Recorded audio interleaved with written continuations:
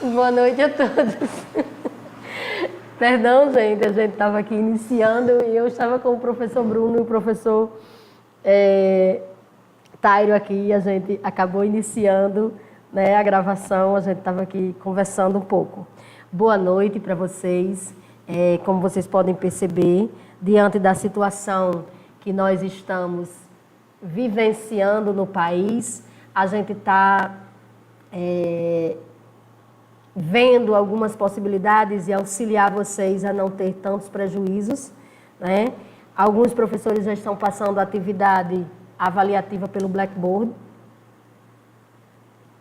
E a depender da situação que a gente vai estar depois do Congresso Científico, é uma possibilidade que a gente também veja para realizar com vocês. A atividade avaliativa através do Blackboard, para vocês não precisarem vir aqui, né? Olhar para minha cara enjoada. Brincadeira, gente. Mas é possível, sim, que a gente faça a atividade avaliativa no Blackboard. Os professores já estão adotando isso. É uma orientação da própria instituição nessa situação que nós estamos vivendo. Hoje nós estamos aqui para falar sobre honorários advocatícios, certo? Os honorários advocatícios estão previstos no artigo 22 ao 26 do Estatuto da Ordem dos Advogados. O que seria, pessoal, honorários? É um assunto que tenho certeza que vocês já dominam, mas é necessário que a gente discuta um pouco sobre eles. Honorário seria a contraprestação recebida pelo advogado em razão do seu exercício profissional. Como vocês estão vendo aí no slide, me acompanhando juntamente com o slide, né? Essa contraprestação devida, né, através de um serviço que você prestou para alguém. E aí a gente tem algumas situações que a gente precisa ver, que a gente precisa acompanhar, tá? Nós temos os tipos de honorários. Nós temos, iniciando, os pactuados. O que são os honorários pactuados? São aqueles, justamente, que são convencionados através de um acordo, que são estabelecidos um valor fixo, né, entre cliente e você como advogado. Então, esse valor fixo estabelecido, esse valor fixo estabelecido em um acordo chama-se de honorários pactuados. Existe um outro tipo que são os arbitrados judicialmente. No caso, como a gente sabe muito bem que existe possibilidade do juiz, né, arbitrar honorários através, quando o juiz nomeia um advogado como dativo, né, para aquelas pessoas que necessitam, que não têm condição de pagar, né, ou alguma pessoa que deixou de pagar os honorários e você precisa ir à via judicial, e esses honorários arbitrados judicialmente, no caso, né, o próprio nome já diz, é um outro tipo de honorário. E nós temos os honorários sucumbenciais. A gente sabe que é previsão legal, que todas as pessoas que se inserem num litígio, né, e perdem a causa, pagam os honorários sucumbenciais, né? Então, bastante conhecidos os tipos de honorários por nós. E aí a gente vai ver, né? A gente vai ver com mais detalhes, tá bom?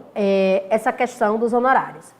A gente sabe que só existem duas possibilidades, pessoal, em que o profissional da advocacia ele pode trabalhar de graça. Então, antes de ver, né, as particularidades dos honorários advocatícios, eu gostaria da gente debater um pouco sobre isso.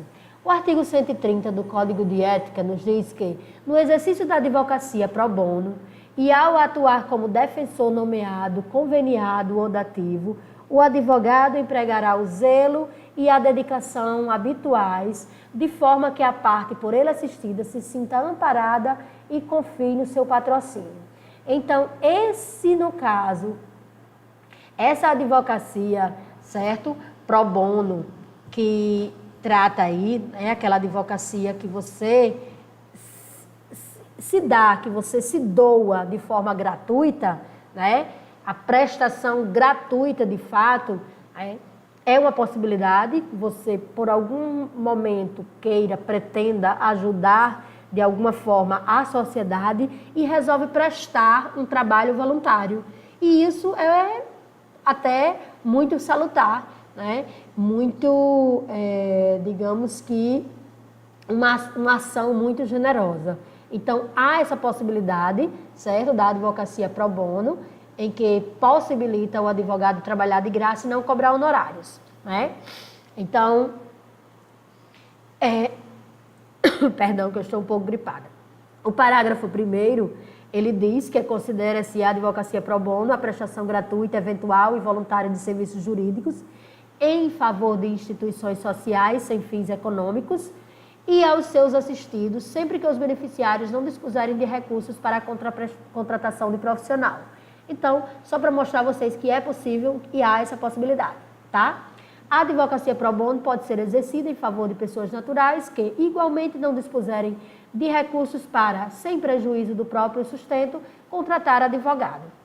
Parágrafo 3º, a advocacia pro bono não pode ser utilizada para fins políticos, partidários ou eleitorais, nem beneficiar instituições que visem a tais objetivos ou como instrumento de publicidade para captação de clientela. Só um adendo aí, né, para o parágrafo 3º, que a gente não pode estar fazendo isso pensando em ser revertido esse nosso trabalho como aquisição de clientes e nem como para fins eleitoreiros, tá bom?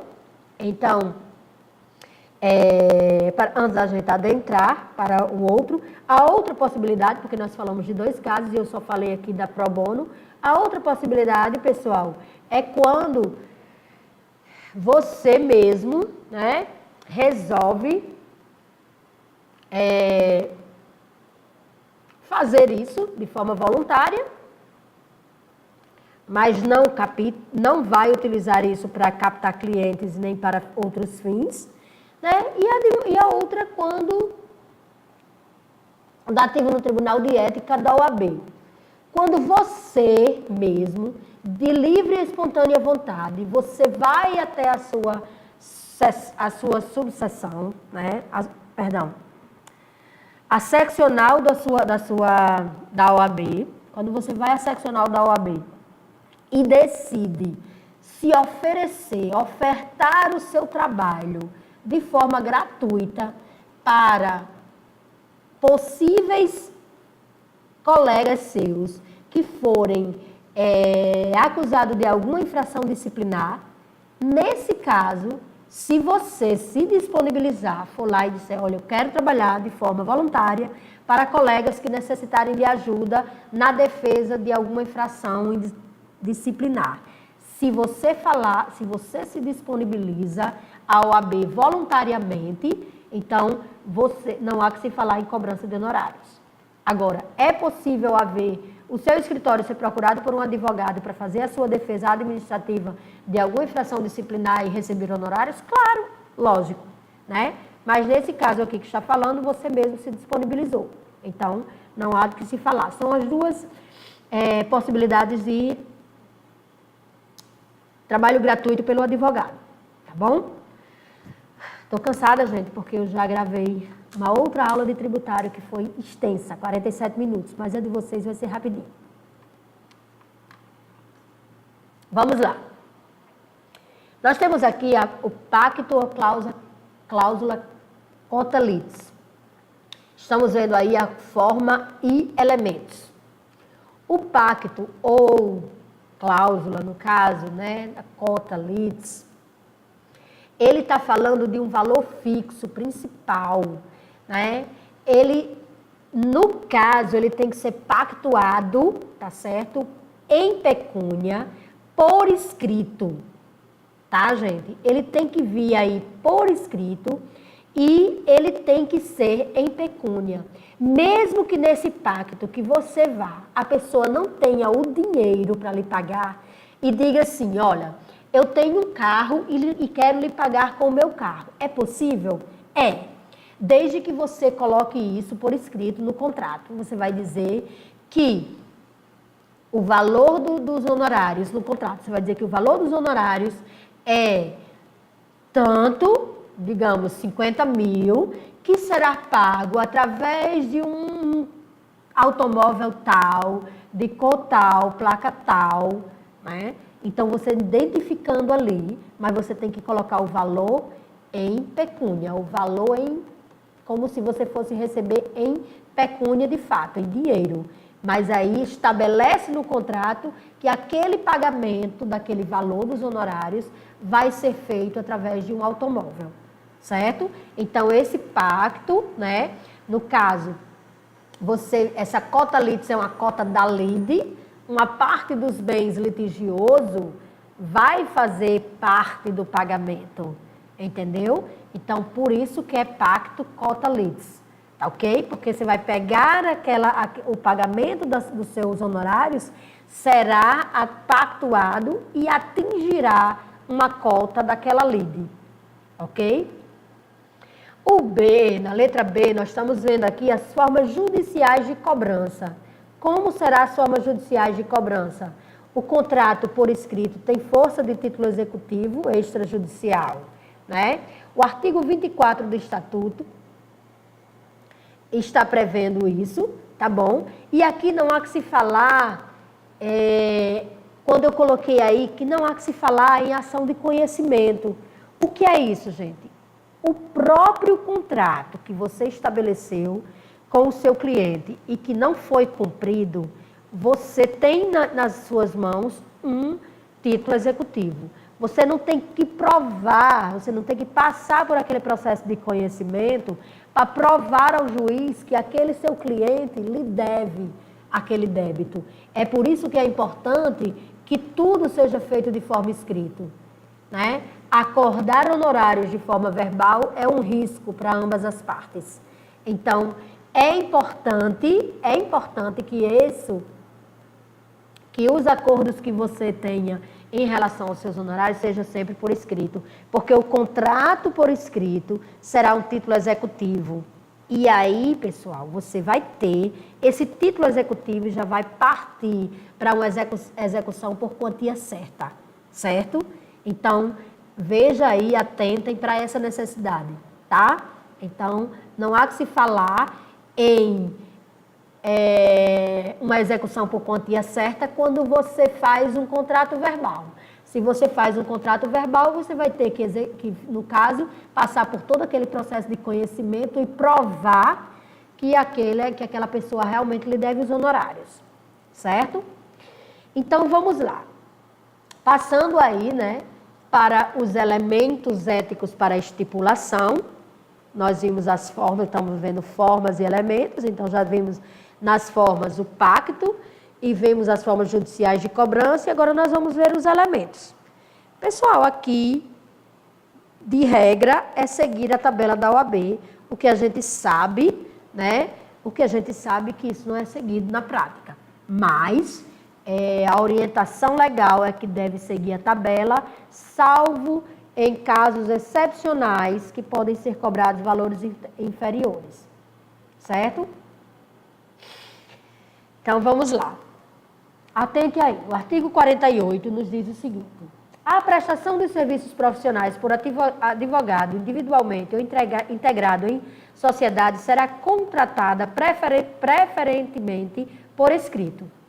Parágrafo 1º nos diz: o contrato de prestação de serviços de advocacia não exige forma especial, devendo estabelecer, porém, com clareza e precisão, o seu objeto, os honorários ajustados, a forma de pagamento, a extensão do patrocínio, esclarecendo se estes abrangerá todos os atos do processo ou limitar-se-á a determinado grau de jurisdição, além de dispor sobre a hipótese de a causa encerrar-se mediante transação ou acordo. Você tem que deixar tudo estabelecido. Vai só a primeira instância? Eu vou definir até a sentença? Eu vou defender até a morte do processo? E se houver uma transação ou um acordo antes da sentença? Como é que ficam os meus honorários? Então, tudo isso você tem que deixar acordado, ok? Vamos lá. Parágrafo 2º nos diz: a compensação de créditos pelo advogado de importância devida ao cliente somente será admissível quando o contrato de prestação de serviços autorizar ou quando houver autorização especial do cliente para este fim. Ou seja, gente, você só pode, no caso, haver compensação de créditos, né, de importâncias devidas pelo seu cliente, se você deixar isso claro, né, se deixar isso bem claro no contrato. O contrato de prestação de serviços, aí é só falando em relação a como será o seu contrato. O contrato de prestação de serviços poderá dispor sob a forma de contratação de profissionais para serviços auxiliares, bem como sobre o pagamento de custos e emolumentos, os quais, na ausência de disposição em contrário, presume-se devam ser atendidos pelo cliente. Caso o contrato preveja que o advogado antecipe tais despesas, ser-lhe-á lícito reter o respectivo valor atualizado no ato de prestação de contas mediante a comprovação documental. Ou seja, se há alguma coisa que vai ser necessário, certo? Você receber algum adiantamento, você ter algum pagamento no decorrer da situação que você vai trabalhar, se você precisa contratar algum auxiliar, de algum profissional, se você precisa de alguma perícia, do que você precisar, terá que estar tudo estipulado, certo? Como será aquele pagamento, certo? E depois você terá que prestar contas mediante comprovação documental, ok? O parágrafo 4º nos diz que as disposições deste capítulo aplicam-se à mediação, à conciliação, ou arbitragem ou a qualquer outro método adequado de solução de conflitos. Então, você tem que deixar estabelecido tudo aí. Isso, se houver a mediação, a conciliação, a arbitragem, tem que estar tudo detalhado, ok? É vedada em qualquer hipótese a diminuição dos honorários contratados em decorrência da solução do litígio por qualquer mecanismo adequado de solução extrajudicial. Então, não há que se falar, se está tudo estipulado por escrito, não há que se falar em diminuir, no caso, o valor dos honorários, porque houve uma situação de acordo extrajudicial, ok? Deverá o advogado observar o valor mínimo da tabela de honorários instituída pelo respectivo conselho seccional, onde for realizado o serviço, inclusive aquele referente às diligências, sob pena de caracterizar-se aviltamento, de honorários, ok? Muito letra de lei. No caso, né, o advogado, ele deve tomar por base a tabela de honorários, como a gente já falou, que nem sempre isso acontece, né, gente? Eu estou muito cansada, gente, porque eu estou gripada. Me perdoe, vamos quebrar aqui um pouco o gelo. Minha água também acabou, que estava aqui perto de mim. Vamos continuar para a gente concluir. Os honorários profissionais devem ser fixados com moderação, atendido os elementos seguintes: a relevância, o vulto, a complexidade e a dificuldade das questões versadas. É claro que quanto mais importante a causa, maior você pode cobrar. É isso, quanto mais difícil, mais o valor vai ser aumentado para os honorários. É isso que diz, em resumo, o inciso 1. O trabalho e o tempo a ser empregados, você vai considerar para cobrar os honorários. A possibilidade de ficar o advogado impedido de intervir em outros casos ou de se desavir com outros clientes ou terceiros. No caso, gente, o maior exemplo que a gente pode utilizar aqui para esse inciso 3º é o caso do advogado das empresas de telefonia móvel, né? Quando eles vão trabalhar para essas empresas, eles não vão ser procurados com certeza pelos clientes, né, que vão entrar contra elas. Então, normalmente, eles cobram um preço bem maior, considerando que ele vai ficar impossibilitado, né, de intervir em outros casos e perder vários clientes por causa disso. O inciso 4 nos diz que também deve ser considerado o valor da causa, a condição econômica do cliente e o proveito para este resultante do serviço profissional. Então, você vai considerar o valor da causa, o que você está pleiteando, qual é o valor que você está pleiteando nessa causa, né, a condição econômica do cliente e que proveito esse serviço vai ter para o seu cliente. O caráter da intervenção, conforme se trata de serviço a cliente eventual, frequente ou constante. Isso aí, gente, está dizendo o seguinte. É um cliente seu já? Já tem fidelidade com você? Então, há de que se convir, a oferta do mercado, né? É que você atue de acordo com, se for seu cliente, você atue de forma a beneficiá-lo com um preço mais, né, camarada. Ok? O lugar da prestação dos serviços, conforme se trata do domicílio do advogado ou de outro, se você for necessário se deslocar, né? A competência do profissional, e isso aí não significa referente a anos, mas a sua competência, se você é especializado na área, e a praxe do foro, né, sobre trabalhos análogos, né? Aí, no caso, a prática, né, da questão do foro realmente desses trabalhos que você vai praticar, ok? Então, olha só, gente, no que se refere a esses honorários, né, que no caso deixam de ser pagos, eles prescrevem, né? A ação, ela prescreve em 5 anos. Quando? Quando é que você deixa de receber, né, os honorários e, no caso, quando é que eles prescrevem? No caso, no artigo 125, trata da prescrição, ele nos diz o seguinte: o vencimento do contrato, prescreve a ação, né, em 5 anos do vencimento do contrato, se houver o contrato escrito, tá? Do trânsito em julgado, da decisão que os fixar, não se conta no caso, gente, da decisão, tá? Se no caso do trânsito em julgado, se for publicado lá a decisão, mas o processo não transitou em julgado, então você não começa a contar da data da decisão, e sim da data do trânsito em julgado. É isso que está dizendo aí, certo?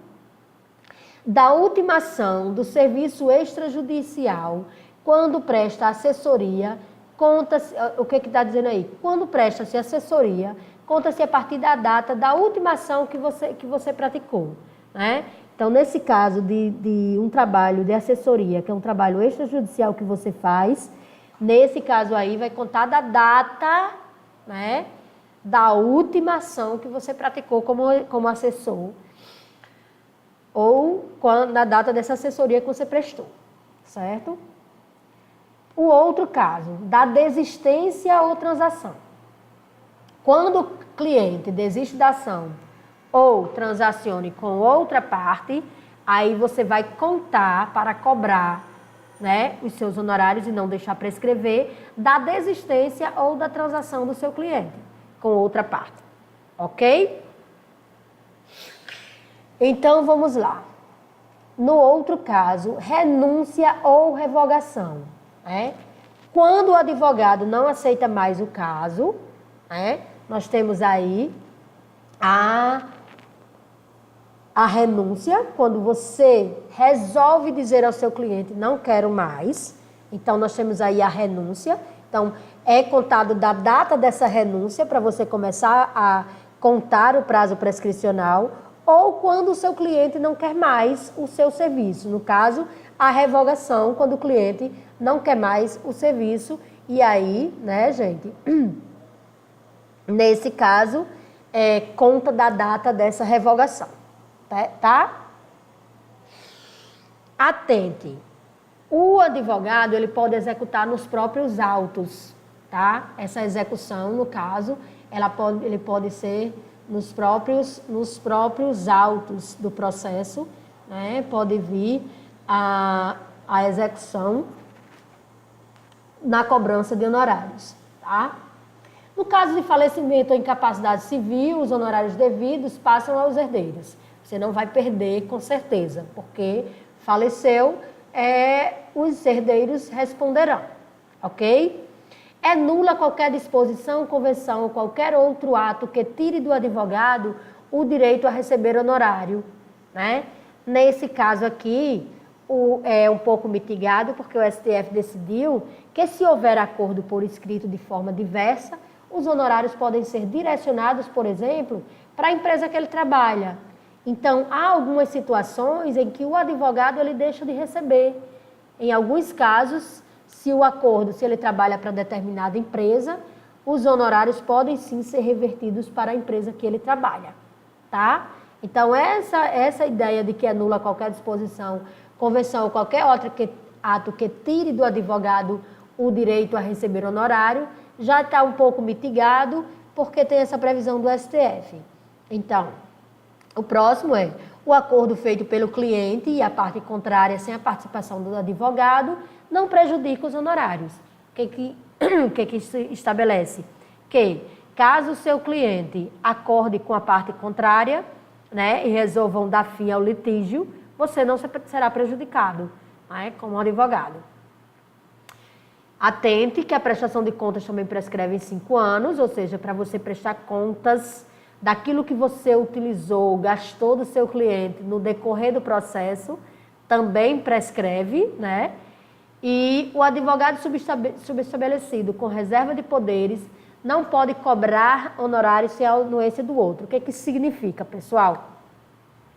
Se você, né, subestabelecer uma causa para um colega seu com reserva de poderes, esse seu colega só poderá cobrar honorários com a sua anuência, tá? Caso você não dê a anuência para ele cobrar esses honorários judicialmente, ele não poderá cobrar, a menos que você tenha feito subestabelecimento sem reserva de poderes. Se for com reserva de poderes, ele só vai poder cobrar esses honorários com sua anuência. Compreendido? Então, era isso que nós tínhamos para tratar com vocês em relação aos honorários advocatícios. Agradeço a paciência de vocês de ficarem aqui me ouvindo. Boa noite, eu espero que vocês possam usufruir um pouco desses ensinamentos que foi aqui discutido. Obrigada, boa noite.